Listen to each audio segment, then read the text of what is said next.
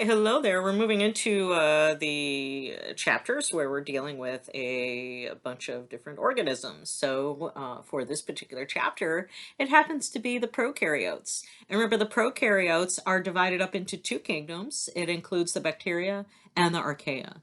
So we're going to talk about prokaryotic characteristics. You're probably used to talking about mainly the characteristics of eukaryotes because they have so many. However, prokaryotes do have some characteristics which are worth noting. So let's talk about it. Okay, prokaryotes have been called the masters of adaptation in your textbook. Now, they kind of are, right? So they've been all around a lot longer than we have, and they can live in very interesting environments. Now, normal environments, for instance, what we can survive in, which is an atmospheric pressure, 1 atm. Average temperatures we can kind of handle, some cold or hot, but we can't really handle much extreme temperatures like many prokaryotes can. For instance, we have prokaryotes that live in very salty environments or high amounts of saline, very cold environments that we would never be able to tolerate, or most organisms would never be able to tolerate. Many live in very hot environments or very high pressure environments. And then also perhaps maybe more acidic or basic or alkaline environments, right? So there's a lot of environments that prokaryotes can survive in which. Okay, so let's talk about the typical shapes for bacteria specifically. Um, there's three typical shapes, although there's some kind of variants of some of these. Well, let's just talk about the three typical shapes. We have the spherical ones. They're round, I suppose. They're actually spheres. They're called a coccus, and it's part of the name here. So here we have Staphylococcus aureus. Staphylo means that they live in clusters, so it's just like clusters of cocci, which are the spherical shape of the individual cells. Now, the second one here is the bacillus, and you can see it's in the name for this particular bacteria, which is, part of the genus. We have Bacillus anthracis. So this is the bacteria that causes anthrax. So bacillus are rod-shaped. So they're somewhat oblong. Now this one lives in chains, so it's called strepto. So this is a streptobacillus. Even though it's not in its name, it is considered a streptobacillus, and it creates these long chains in which the rod-shaped bacteria are kind of attached, if you will, end to end.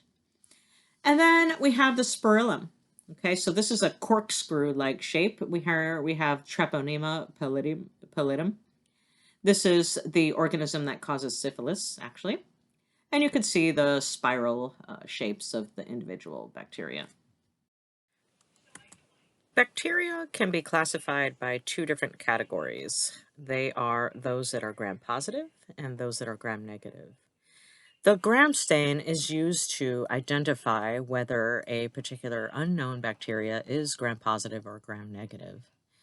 The gram stain is called a differential stain because it can differentiate between those that are gram-positive and those that are gram-negative. Now, talking about the characteristics of these bacteria, gram-positive bacteria have a much thicker peptidoglycan layer in their cell wall than gram-negative bacteria. Gram-negative bacteria also have two membrane layers, one which is the plasma membrane surrounding all the contents of the cell, and then an outer membrane, which is on the outside of the peptidoglycan layer.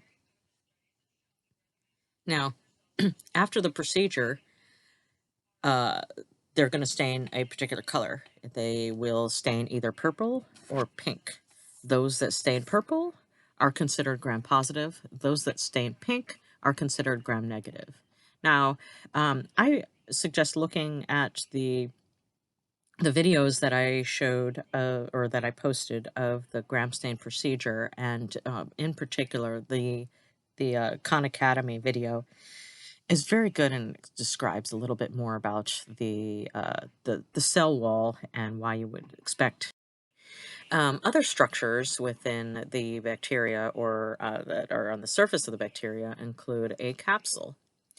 Sometimes the capsule is very rigid and sometimes it's very loose and slimy, sometimes called a slime layer. Now, antibiotics target the cell wall often, the peptidoglycan specifically, or the production of it. So, this makes gram-positive bacteria more susceptible to those types of antibiotics since they do have a much larger peptidoglycan layer. So, here we can see like a cross section of a coccus, a bacteria. This is the inside of the cell. And then we have the plasma membrane, which is going to surround the inside contents. Then out just outside the cell wall, or just outside the plasma membrane, we have the cell wall. Outside of the cell wall is going to be the capsule. The capsule is often polysaccharide or protein or a combination of both, and it allows the bacteria to evade often the host immune system.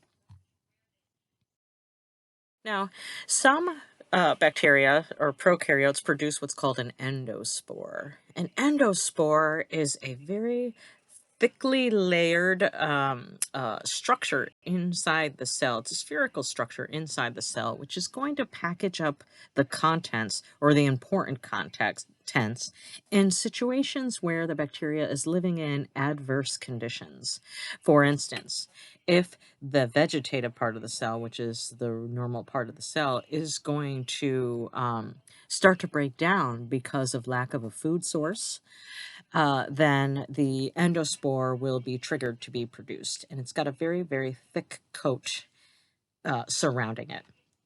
So the endospore allows the bacteria to survive intolerable conditions. Now, some other external structures include fimbriae. Fimbriae are very similar to cilia. So if you remember cilia, they are short extensions on the surface of the cell um, in other types of cells. But in bacteria, some of them have fimbriae, and these are a little bit longer and a little bit thicker, and they're more like hair, like appendages, but they're not really meant for moving like cilia allows cells to do. The fimbriae are mainly meant for attachment to surfaces. Now, some bacteria can produce what's called a sex pilus or a pili for plural. A sex pilus is basically a long tube which extends from one bacterium to another. Now, in order to be able to produce this sex pilus, they need to have what's called the F factor. Okay, so it's a gene which allows them to produce the sex pilus. Now, here, this is showing one bacteria with fimbriae, right? And another bacteria without fimbriae. This one happens to be the donor bacteria because it is an F positive cell. So that means it does have the F factor. So what that allows a bacteria to do is produce the sex pilus, extend it to a recipient bacteria so that it can transfer its genetic material across the tube. Okay, so this is a form of horizontal gene transfer. Now, many bacteria have a flagella, and you should already know the structure of the flagella in general. So what's called, it allows them to move around, and the ability to move towards or away from some sort of stimulus is called taxis. It could be positive or negative, and often it's called chemotaxis. So it's either positive towards a chemical or negative away from a chemical. And a flagella allow them to actually do this. So there are different forms of flagella, which I have here. We have a monotrichous, which is basically one flagellum on one end of the bacteria. Lophotrichous, which is multiple flagella on one end of the bacterium. Peritrichous, which has flagella all the way across the surface all around the cell. And then amphitrichous, where you have flagella on both ends of the cell. All right, so in terms of the flagella, okay, so you should already know that the structure of the flagella It is made up of microtubules, which extend along the length. Remember that 9 plus 2 and that 9 plus 0 arrangement of microtubules along the length? Well, here we can show how it's actually attached to the bacteria through the cell wall. So it's a quite complex structure, and it involves at least 42 different types of proteins, which make up the motor and the hook and the filament of a flagellum. Now, it's suspected that it evolved as in existing proteins were added to an ancestral secretory system. This is called exaptation. Okay, so I think we had that before. Now, internally, prokaryotes are thought to be cells with no membrane-bound organelles. However, there are some slight exceptions. Now, these aren't really individual organelles, but inside the bacteria, often they are made up of sections of membrane, right? So here you could see multiple membranous layers. This is actually the respiratory membrane, similar to what would be in a mitochondrion, which of course came from or is thought to have come from a bacterium. And this allows the bacterium to undergo cellular respiration. And then, of course, the thylakoid membranes. So this would be a cyanobacterium, and this would be an organism that can undergo photosynthesis. Now, of course, it's a cell, so it has some DNA. Now, all of them have a circular chromosome, which is basically required for them to actually survive. But sometimes they have extra chromosomal pieces of DNA called plasmids. Plasmids are not absolutely necessary for them to survive. However, they do provide a benefit. We're going to talk about the transfer of plasmids when we talk about reproduction. So that's really a summary of prokaryotes, and I talked about the internal and external structures. Some of them you may have been familiar with, some of them you may not have. But this is segment number 1, and there's a couple other segments for this particular chapter. We'll talk about the reproduction and the major groups of prokaryotes.